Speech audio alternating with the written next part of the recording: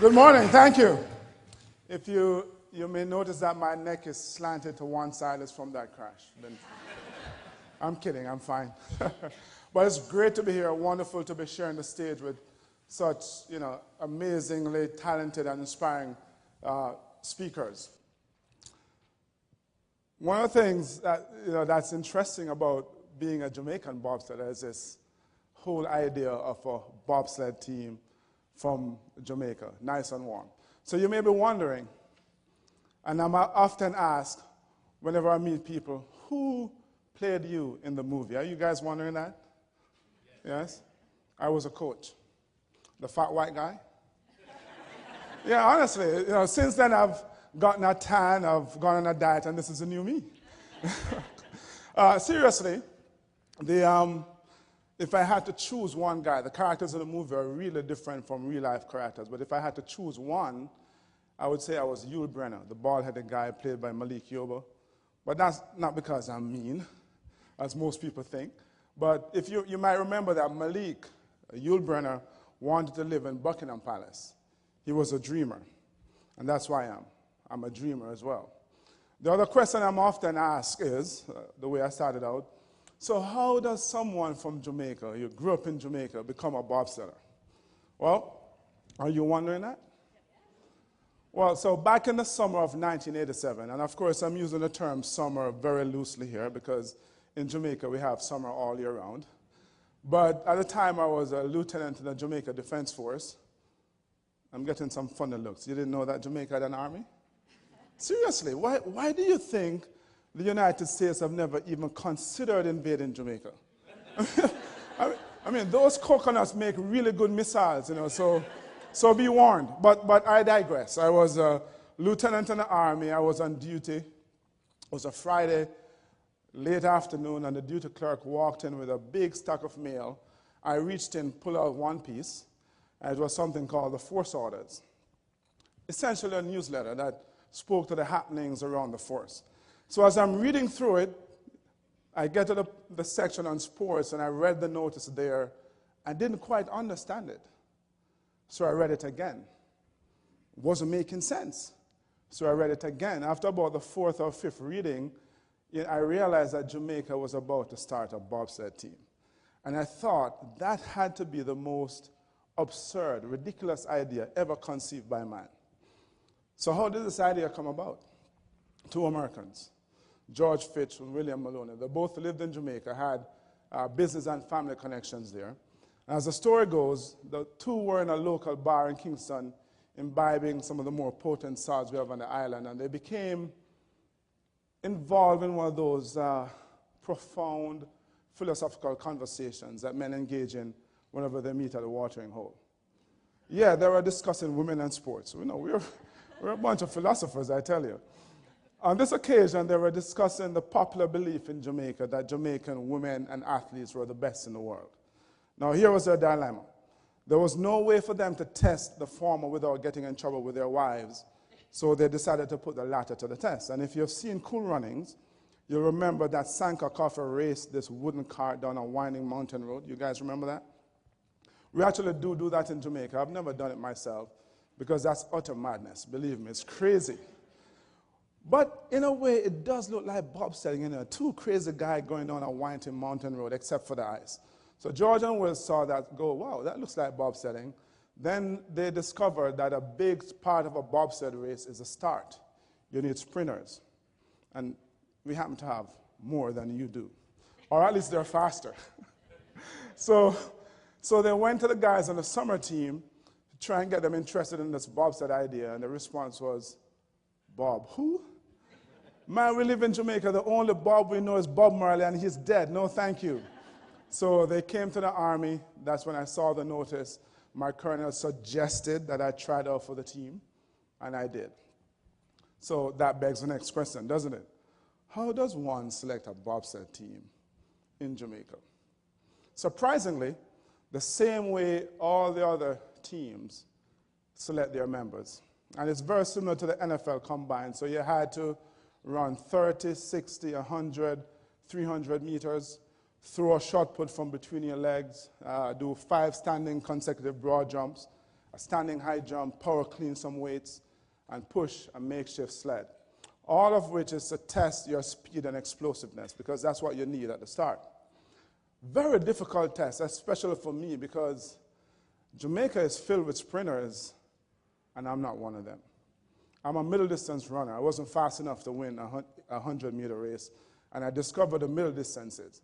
So the only test that was comfortable for me was a 300-meter run, because that's what I did for my speed work. But I tried my darnest, and I remember after the team trials, I went back to the armor base and I crashed. I was so exhausted. I slept throughout the night. I woke up the next morning, and my friends are calling me the Olympian.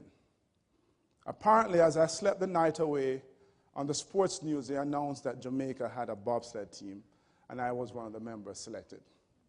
So that was the only official notification I got, and then maybe 2 weeks later, somebody gave me an airline ticket and said, hey, you're going bobsledding.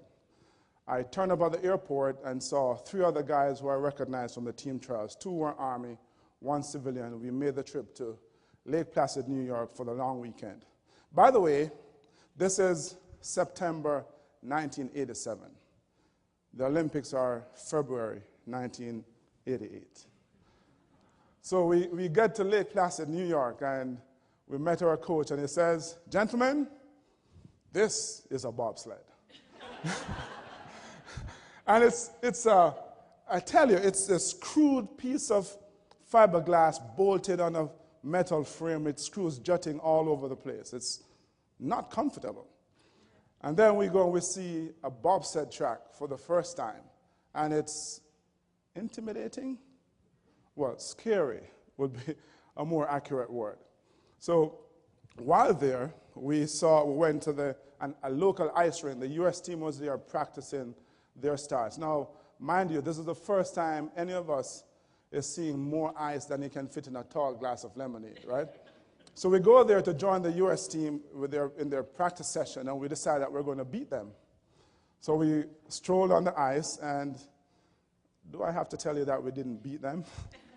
We spent more time on our butt than we did pushing the sled, but we survived the weekend, went home, spent a couple of weeks, went to Calgary mid-October, went down a bobsled track for the first time, spent about 6 weeks, went to Innsbruck, Austria, did 1 World Cup race against some of the B teams in Europe, went home for Christmas, went back to Lake Placid in January, then went to the Olympic Games. That is, ladies and gentlemen, the sum total of our bobsled experience leading into the Calgary Olympic Games.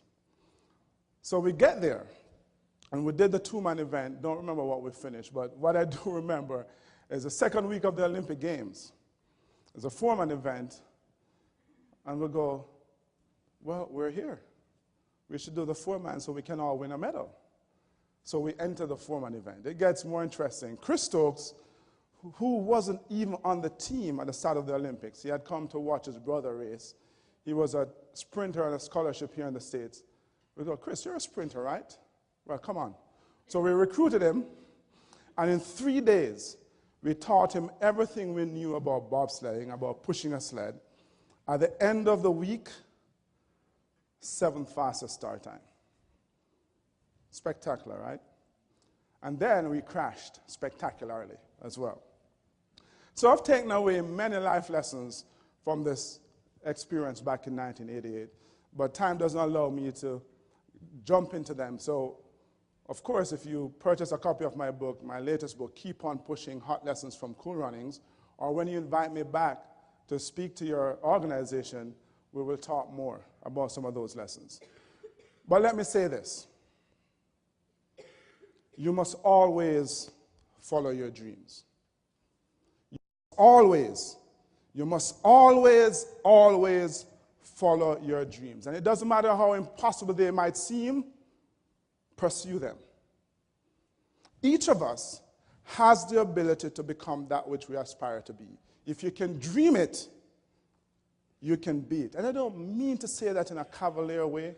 I don't mean to suggest that it's easy, because it is not. The very nature of our goals and dreams suggests that they're not easy. You see, we conjure up in our minds these images of what we want to be, what we want to do, what we want to have. And when we do, they're somewhere out there. They seem impossible.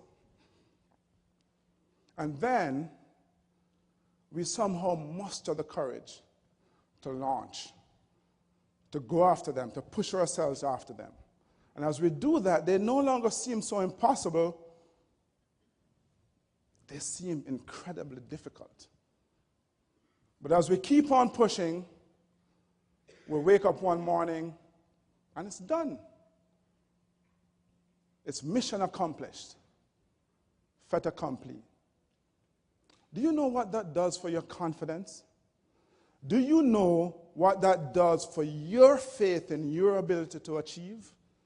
Do you know how much that inspires others, people who have seen you accomplish this amazing thing, how much it inspires them to go pursue their own dreams?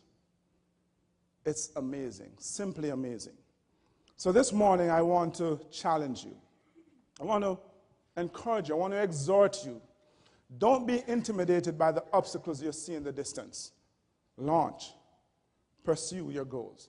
Keep on pushing. Keep pushing these obstacles out of your way, or find a way to push yourself over them, around them, through them. This is what I know. There's always a way to win. There just is always a way to win. And your job is to find it. Don't allow the experts, you know those people in your lives who seem to think they know what it is you can or cannot do and see it as their job to tell you? Don't allow them to tell you what it is you can and cannot do. It will happen, and when it does, my advice to you is to wave at them with one finger and get on with your life. But you get to choose the finger you wave, okay? Or at least take solace in the words of Rudyard Kipling, who was far more polished than I was, when he says, small-minded people will always try to belittle your dreams, but the truly great ones will make you feel like you too can be great. And this morning I'm here to tell you, yes, absolutely, you too can be great. And finally, when you fail, and believe me, you will, when you fail, when you crash, let me give you a bobsledding tip here. One of the basic aims of bobsledding is to cross the finish line, right side up, all four runners on the ice. When you do it the way we did, all four runners kissing the skies, that's a failure. Not only were we failing, we were failing in front of the entire world. So what do? Do you pack up your little bobsled and head back to the warm beaches of Jamaica and call yourself a failure? Understand that when you fail, you are not the failure. It's an event. Failure is an error in judgment, and that was a result. So your job is to figure out what you did wrong, create a new plan, and launch. Put that plan into action and keep on pushing. So how do you do that? Well, unfortunately, I'm out of time, but I'll be happy to come back and share more with you. You've been such a gracious audience. Thank you very much. Thank you.